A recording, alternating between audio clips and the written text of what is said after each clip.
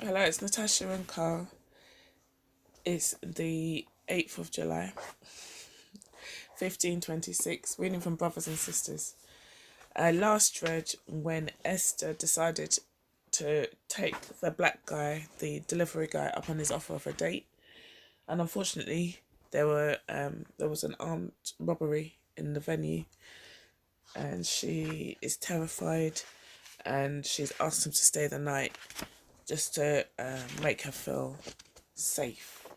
Um, and she woke up in the morning and he was still there. So that was chapter 13. And now chapter 14 goes like this. Tyrone looked for Esther as soon as he came into the bank on Monday morning. He had a light load, only 4 packages, and none of them were addressed to her. It was early. There weren't any customers in line yet, and what he wanted to do was run through the place yelling her name, but he knew he had to be cool, discreet. He couldn't wait to see her again. Before he left her house, they'd made a date. When he was lying next to Esther in the wee hours of the morning, thoughts of the hold-up weren't what kept him awake.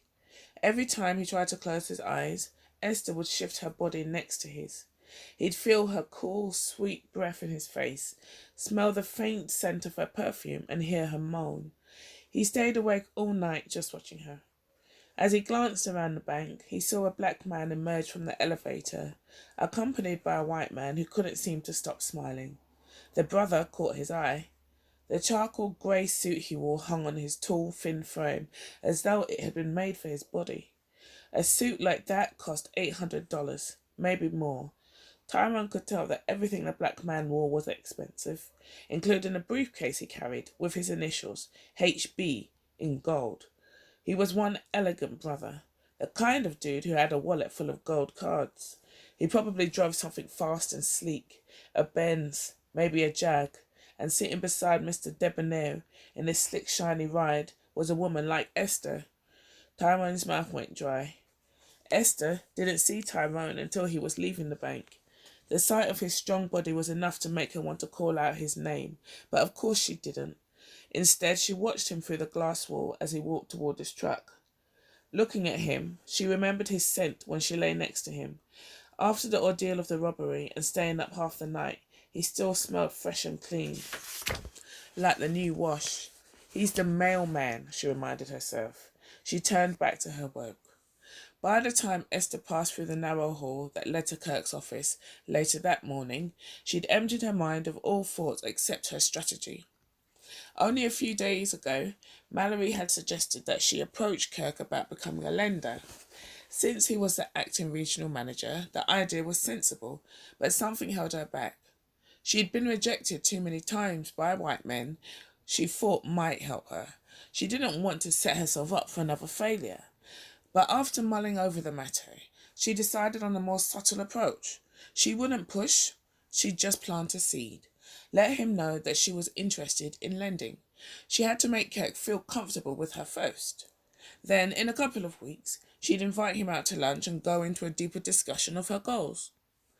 As Esther sat stiff and straight in front of Kirk's desk, she tried to wipe away the memory of the robbery, to ignore the migraine that had set in on Sunday morning and refused to go away, and at the same time, to mask with a congenial smile the discomfort she felt whenever she was around her new boss. Being with Kirk always made her feel a little queasy. He would single her out, shower her with smiles and warmth, sometimes touch her arm in a collegial way to emphasize a point, but his manner always seemed artificial to her, as though he were trying out for the role of the great emancipator in a college play. Esther leaned forward in the chair. Kirk, I know I've told you this before, but I'm very pleased that you're the new regional manager. You've made a remarkable difference in a very short period of time. If I can assist you in any way, just ask me. Well, you certainly have operations running smoothly, Esther. I've been at this bank for 5 years, and you've outperformed everyone else who's been in your position. Thank you. I'm very happy with my job. Of course, eventually, she put a bit of emphasis on the word, I'd like to expand to other areas of banking. There, she thought, that was just enough. To her surprise, Kirk responded without hesitation. Really? What did you have in mind? She hoped her surprise wasn't apparent. I want you to know that what I've done for the operations side, I can do for the loan department.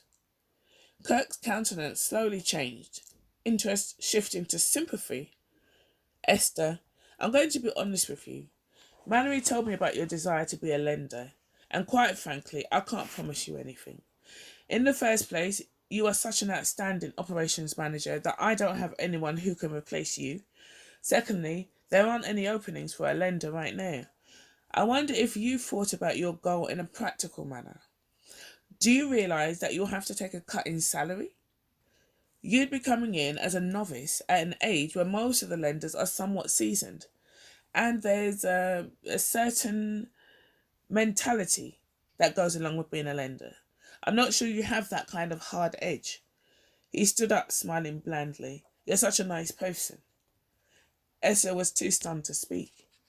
What Kirk was telling her was that he didn't think she was qualified to be a lender. Anger, pure South Side wrath, full of alleys with broken wine bottles, crept up her back like a flame following a fuse. She wanted to explode, but instead she looked around the office. She was on the north side of a whole different town. After taking several quick breaths, she smiled. Well, as I said, I'm happy where I am at present. Kirk touched her arm softly. I don't want to leave you with the impression that the case is closed on this. I just wanted you to consider some things. We'll keep the dialogue going, and by the way, I've approved your request to hire another teller. How's that? Esther nodded her head enthusiastically and gave Kirk an upper north side smile. Keep the dialogue going, she thought. She knew what that meant. She'd have to tap dance a little harder. Kirk walked her to the door, opened it for her, and put his hand on her shoulder. Esther tried not to cringe. Mallory told me you were the victim of a hold-up this weekend. I'm sorry to hear that. How are you feeling? Still a little shaky, she admitted. I was carjacked at gunpoint several weeks ago, and I tell you, I don't think I've ever been more frightened in my life. And the aftermath was in some ways worse than the actual robbery. If you need some time off, take it. I don't blame my assailants, of course. They were two young black men, probably unemployed. I was in South Central at the time. I had a meeting with Reverend Odell Rice at Solid Rock Baptist Church. It happened a couple of blocks from the church. His eyes were glowing with empathy and goodwill. Maybe if there were some decent programs for youth, and of course the public schools need a complete overhaul.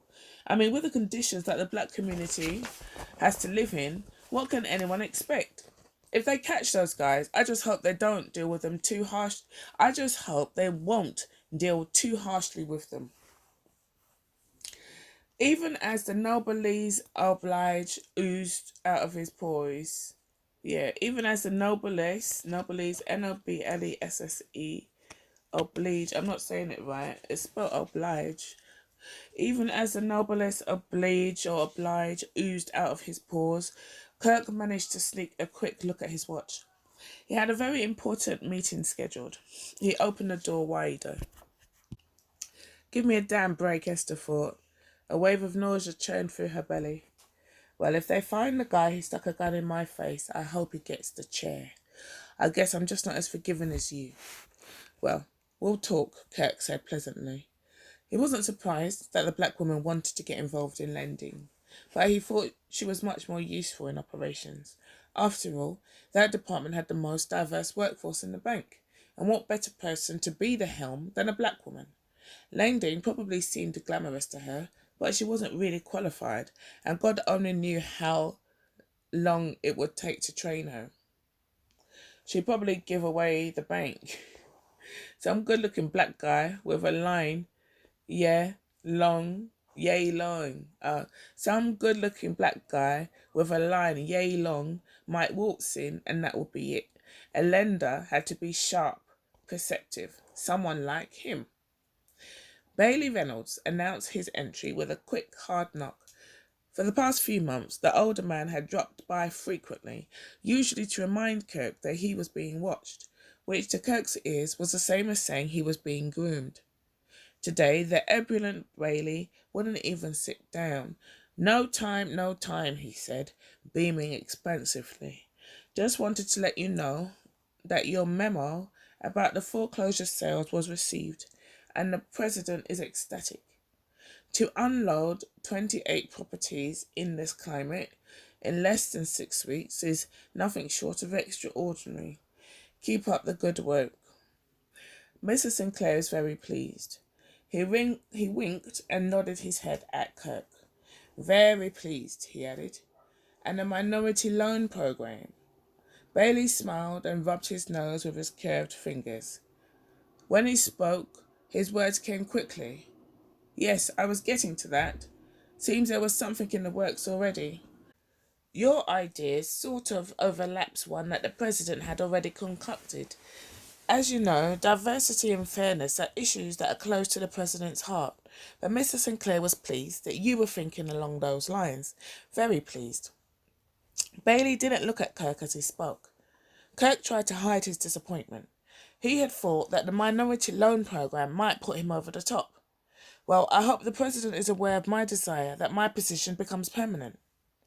Bailey's eyes shifted just slightly, a movement Kirk saw but dismissed. The older man smiled broadly. I think I can say that you're headed in the right direction.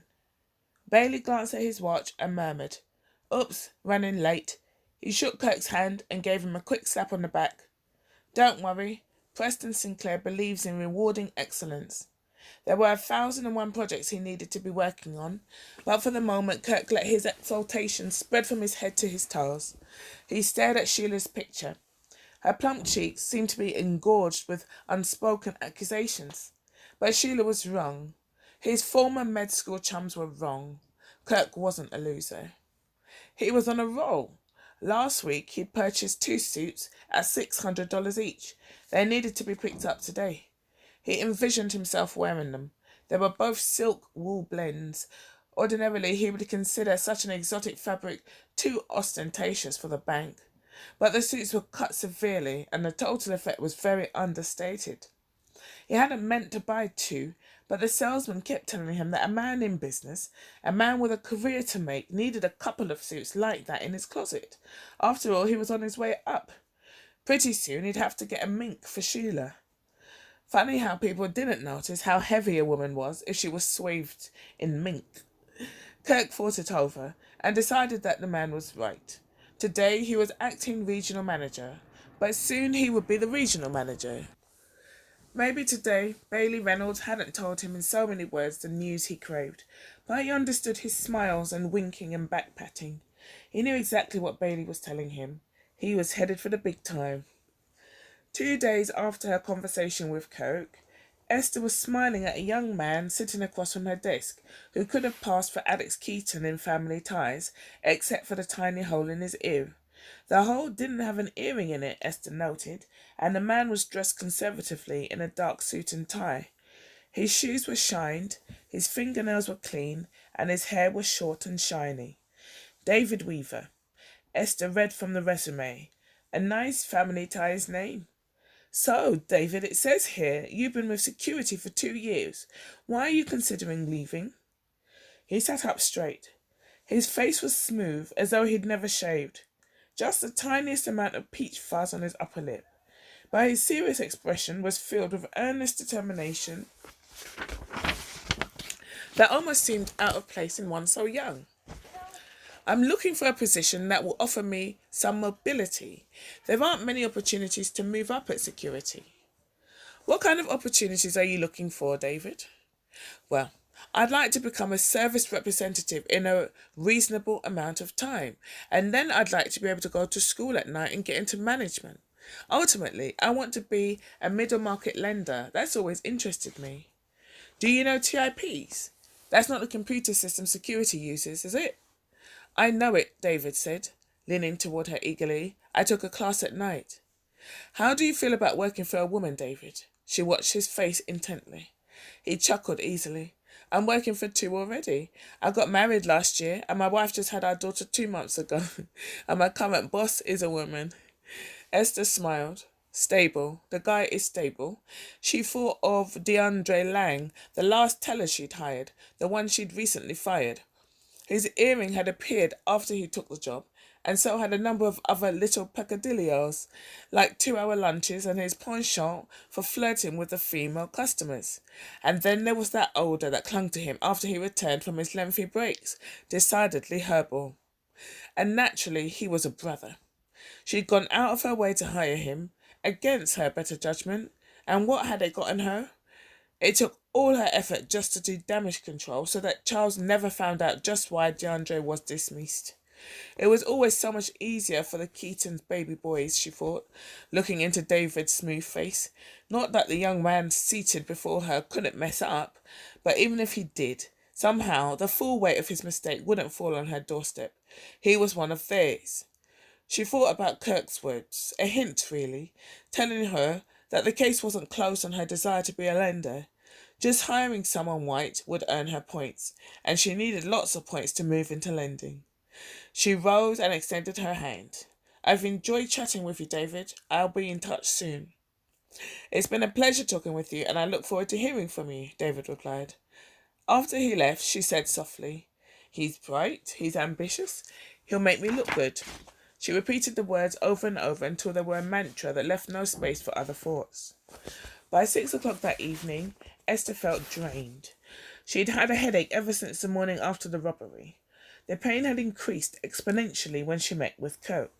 She had thought that getting back to the bank would help her forget about her Saturday night ordeal, and when she was immersed in her work during the day, she was able to put everything out of her mind. But when she was just sitting at her desk, as she was now, her hands would start to shake. Worst of all, whenever she closed her eyes, even for a moment, she could feel the steel tip of the gun pressed against her nose.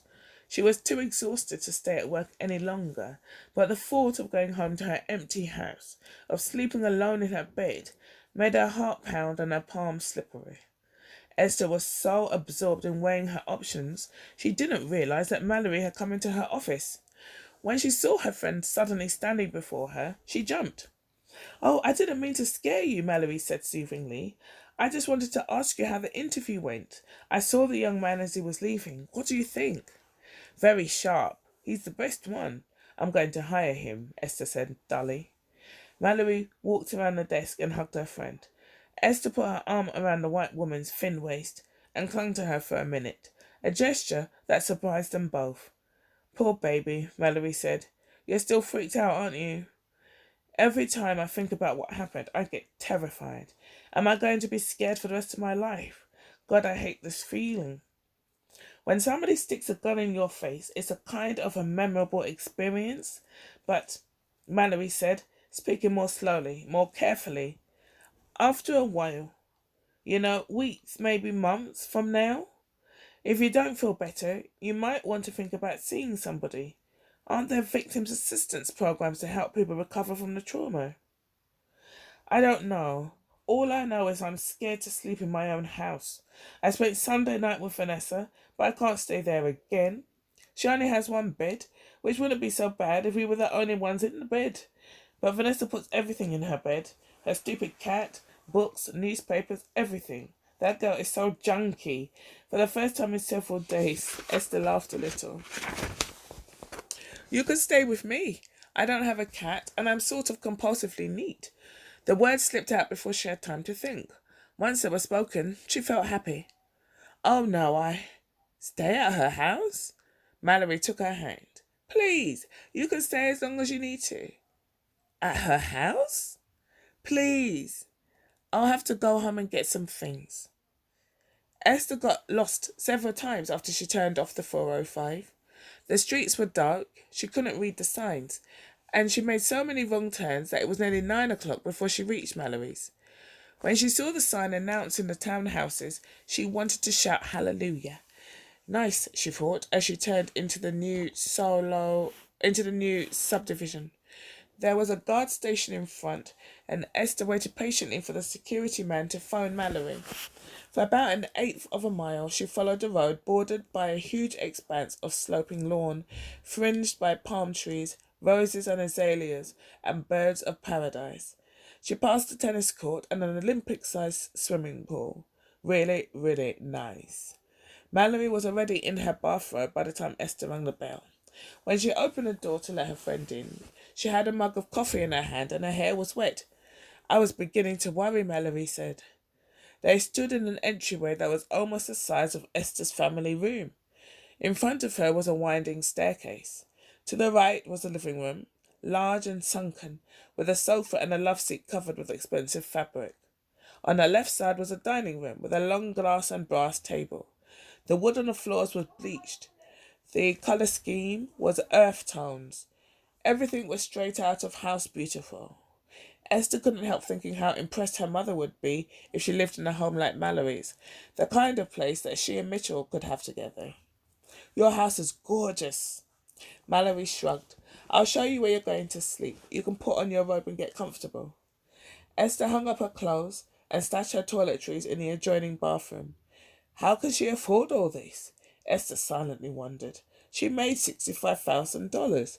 Mallory couldn't make much more than $75,000. She admitted to herself that she was envious, but she was also curious and a little suspicious. It's not your business how much a house costs, she reminded herself. Esther took off her clothes and put on her pajamas and robe. She thought about rolling up her hair, but decided to do that later, when she was ready for bed.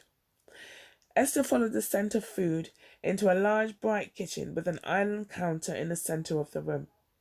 The walls were covered with flavoured wallpaper and were coordinated to match the curtains. Mallory was standing at the stove, taking a pan full of steaming chicken out of the oven. The small table under the kitchen window was set for two. The placemats matched the curtains. In the centre of the table was a bowl filled with salad, another with 2 ears of corn, and a small plate with several rolls on it. I'm starving, Esther said. She added, You need any help? Mallory shook her head. Just sit down. She took out a pitcher from the refrigerator. Is iced tea okay? There's no caffeine in it. That's fine, Esther said. Esther eyed the room approvingly. I love this kitchen. Mine is so old-fashioned. The first major renovation I'm doing is to gut it and start from scratch. This island is great. Where do you live, Esther? Park Crest? Do you know where that is? I used to live there when I was a child, she said. You're kidding. Small world, Esther said. Mallory didn't mention that she hadn't been back to the neighbourhood in years. That the thought of so much as visiting the place was frightening to her. She wondered how Esther could live there. Mallory placed a platter of chicken on the table, sat down and began eating right away. Esther bowed her head and said a quick grace. She always felt self-conscious when she was the only one at the table giving thanks. When she raised her head, Mallory was staring at her. It's been so long since I did that. I think the last grace I said was, God is great, God is good, and we thank him for our food. Well, I guess I won't be seeing you in heaven, Esther said, laughing quietly. She took a bite of chicken. This is delicious, Mallory. Mallory stood up and turned on the radio, and the kitchen was filled with soft New Age music as soothing as meditation. As Esther listened, she swayed just a little. God, I'm so glad I came. If I were at home, I'd be jumping at every sound. I hate feeling that way. Give yourself time. Mallory took the empty plates to the sink. When she came back to the table, she set down a bottle of Pinot Noir and 2 glasses. Esther poured them both drinks. To your serenity, Mallory toasted. They each took a sip of wine. So, Mallory said, putting her glass down, how was the date? I mean, before the robbery, is the guy from Western Express nice? Esther's face softened. Yeah, he's really nice, but it isn't exactly a date. I ran into him in a club and then arranged to meet at the restaurant later. That qualifies as a date. Are you going to go out with him again? Just listen to you. Such a matchmaker. Well, this will make you happy. We're supposed to go out again on Saturday. Mallory smiled. I had a good feeling about that guy. No, you had a good feeling about his butt, Esther said with a laugh. That too. Speaking of which, did you happen to get a closer look at it? They both whooped. When they settled down, they finished their wine. Mallory cleared the rest of the dishes, refusing her friend's offer to help. Esther began reading a copy of the Gazette that lay on top of the island counter. From time to time she would say, Listen to this, and read aloud to Mallory. When the kitchen was clean, They took their wine glasses to the family room and turned on the television. Mallory's TV had a super wide screen. Esther was aware such a television could cost almost $3,000. How could she afford all this? She wondered again. Mallory turned on the Channel 7 news, then disappeared for a moment before returning with nail polish, remover, cotton balls, and an emery board on a small tray. Well, if you're going to do your nails, I'll set my hair, Esther said. She went to the guest room and brought back her comb and rollers and a scarf. She settled herself on the sofa next to Mallory, who poured more wine in their glasses. The pungent odour of polish and remover wafted through the room. Mallory watched Esther do her hair. That's why your hair always looks so great. I haven't rolled mine since I was a little girl, she said. Honey, if I didn't put my hair up at night, even Charles Weber wouldn't give me any play. Esther made a funny face. Just then, the doorbell rang. The women looked at each other. Then Mallory rushed toward the door, her eyes filled with expectation. Esther quickly finished tying up her scarf and was about to hurry to her room when she heard a male voice reeking with displeasure say, "You have company?" It was a father's stern reprimand. She heard Mallory's voice, lower, childlike. "I'd like you to meet her, honey." Esther instantly recognized the man from that night in the restaurant, Hayden Lear. He was expensively dressed. One glance at his leather coat, and Esther knew it felt as soft as rose petals. She also knew the answer to her questions about Mallory's luxurious house. "Hayden, I'd like you to meet my friend Esther Jackson," Mallory said nervously. "Esther, this is Hayden Lear." Esther extended her hand and Hayden shook it quickly. "I didn't realise that Mallory had company," he said in the same hostile, accusatory tone. He scarcely bothered to look at Esther, but instead gave Mallory a cold, imperial stare. Mallory's in love with an arsehole, Esther thought to herself, and it was love that plainly shone on her friend's face. Love that, despite her obvious anxiety, made her grey eyes soft and warm when she looked at Hayden. Love that compelled her to rest her hands on his arm and on his back and to stand as close to the angry man as she dared. "I'm pleased to meet you," Esther said evenly. She thought about apologising for being a rollers, but immediately decided against it. Let him apologise for being an arsehole. "I'll say good night." About an hour later, Esther was lying in bed, grateful that she was relaxed and sleepy, that when she closed her eyes, she didn't see guns or feel cold, hard steel. She was almost dozing when she heard little yelps like a small puppy whining. She sat up in bed and listened. The noises were coming from Mallory's bedroom. Then she heard Mallory laughing, a soft gurgling sound, and the yelping started up again. The next morning, Mallory was awake before her alarms sounded. She woke up the way she did on all the mornings after Hayden had been in her bed, her fingers groping toward where he'd lain, but finding it, so warm only hours earlier, cold now. Hayden never spent the night. Mallory reached over and turned off the alarm. It wasn't quite 5:30. She put on her robe and went next door and knocked on the door. "Esther," she called softly as she stepped inside. "Esther." She went over to the bed and called her friend's name again. Then she shook her. "Hey," she said when Esther opened her eyes. "Time to get up." Esther jerked her body upward and leaned on her elbows. "What time is it?" There was panic in her voice. "Don't get excited," Mallory said soothingly. "It's not even 5:30. Did you sleep well?" Esther sat up. "I went right to sleep," she said. "Is there a safe place to run near her?" "Sure, I'll go with you." Mallory and Esther did stretching exercises for about 5 minutes before they jogged to the track that bordered the tennis court. There were other early birds out running, and Mallory waved to several of her neighbours. Some of them stared at Esther in an open, curious way as she and Mallory began sprinting down the path. Mallory had to work hard to keep up with Esther's long strides. They circled the quarter-mile track twice. By the time they were finished, both women were wiping their necks with the towels they'd brought. "That was good," Mallory said as they trudged back to the house. She could smell her own musky funk mingling with Esther's sweaty scent. "So what did you think of Hayden?" she blurted out. Her own words surprised her. She never talked about Hayden to anyone, but saying his name aloud to Esther, she felt good, suddenly free and weightless. She stole a quick look at her friend's face. She could tell that Esther was searching for a way to soften her criticism. You can say it, honey. I already know that he's an asshole. Mallory laughed at Esther's shocked face. If you feel that way, why are you with him?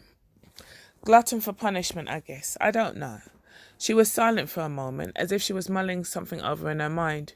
He gives me a lot of money, she said softly. She looked at Esther for a reaction. He bought me my house.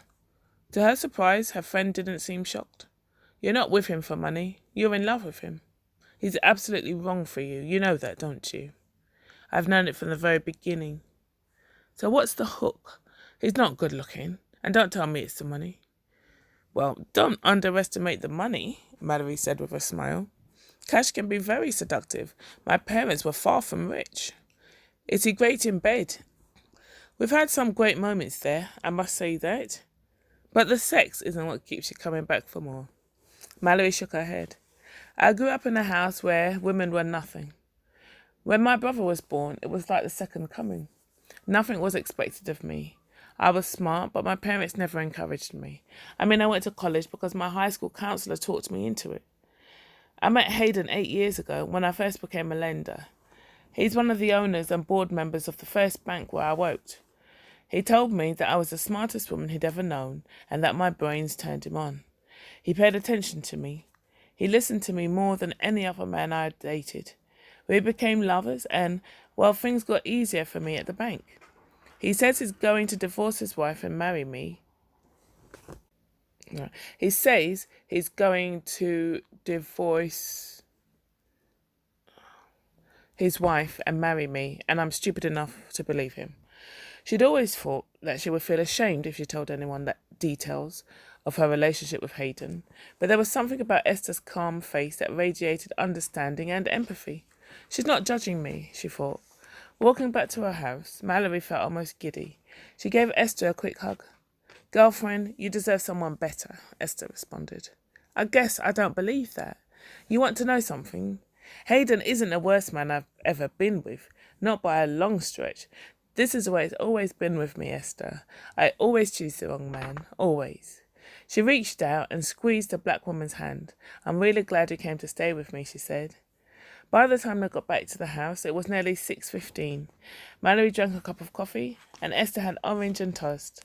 They both showered and dressed for work. As they were leaving, Mallory said, Why don't you come back tonight? We can take one car to work. Esther spent 3 nights at Mallory's house. There were nights of languid contentment, filled with new age music, intense Scrabble games, relaxing dinners, and plenty of conversation. They spoke of their childhoods and their families. They talked about work and love and friendships as they put away the dishes or did their nails. Sipping red wine, they confessed to each other that the size and shape of their breasts dismayed them, that no amount of exercising seemed to firm the flab on their thighs. They laughed way into the night.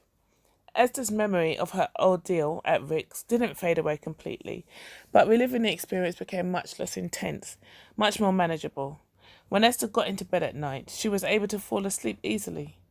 On the last evening as roommates, Esther and Mallory went shopping at the mall near Mallory's house. They wandered around one of the many exclusive boutiques. At one store, Mallory went to look at blouses, and Esther looked in the N.K.O 2 section. Earlier, an Asian saleswoman had come up to them and disappeared when they told her they were just browsing. Now, as Mallory looked through the blouses, she saw the woman staring at Esther, watching her carefully as she looked at the expensive outfits. Twice she approached her, hovering near the black woman as she lingered over the racks. At one point, Esther frowned at the woman. Mallory looked away. After their shopping, they went to an Italian restaurant. The place was small and crowded. The waitress who led them to their table was young, her thin face sallow, as if she hadn't seen the sun in weeks. Is this okay? She asked Mallory, who turned to Esther for her approval before nodding. Let me tell you about the specials, she said, her eyes riveted to Mallory's face. When she finished rattling off the dishes, Esther asked her pointedly to repeat the second offering. The girl hesitated, her dull eyes wandering around the room for a moment. When she spoke, she again addressed Mallory. Esther said, Excuse me, miss, would you mind looking at me when I ask you a question? Mallory watched as the flustered waitress rubbed her hands together anxiously before facing Esther. Mallory felt sorry for her. The girl didn't mean anything. She wanted to tell Esther, but she didn't say a word, simply stared into her napkin as the waitress rattled off the specials again and then fled from the table. Esther hit the table with the flat of her hand. Mallory began carefully. I don't think she meant to insult you, Esther. Mallory, she meant it, and she'll mean it when she comes back and hands you the check. They always mean it. Mallory could feel her face flushing. I'm sorry, You don't have to apologize. You didn't do anything. I guess I just don't notice things like that. Why should you notice it? There was no anger now, just weariness. Everywhere you go in this country, you look like the people in charge, and the people in charge assume that you're okay, and they assume just the opposite about me and anyone who looks like me. You don't have to go on a guilt trip on my behalf, but if you want to be my friend, you need to understand that I run into people like that waitress every day, and they always piss me off. Most of the time, I don't say anything, but the feeling builds up inside like steam, and every once in a while, I blow my top. That's what you need to understand. Esther took her hand away from the table. The tension that had been crawling up her shoulder blades like a spider was suddenly gone. I'm okay now, she said. But Mallory wasn't. She was confused. This may sound dumb, but why do you want her to give you the check? Because I'm treating you. And because when I come into a restaurant, I want the person who's waiting on me to feel that I can afford to be there, that I'm not some supplicant from the Union Mission who lucked up on a free meal. Hell, I carry American Express gold. The busboy came and filled their water glasses and put bread and butter on the table. Esther took a sip of water and sucked on an ice cube. A moment later, the waitress returned. Have you decided? She asked Mallory. Yes, but I think you'd better ask my friend first. She's doing the ordering, and she'll be paying for everything with her gold American Express card. Esther opened her mouth, and the ice cube flew across the table like a projectile, landing in the centre, where it spun around and around until it disappeared. End of chapter 14. Thank you for listening.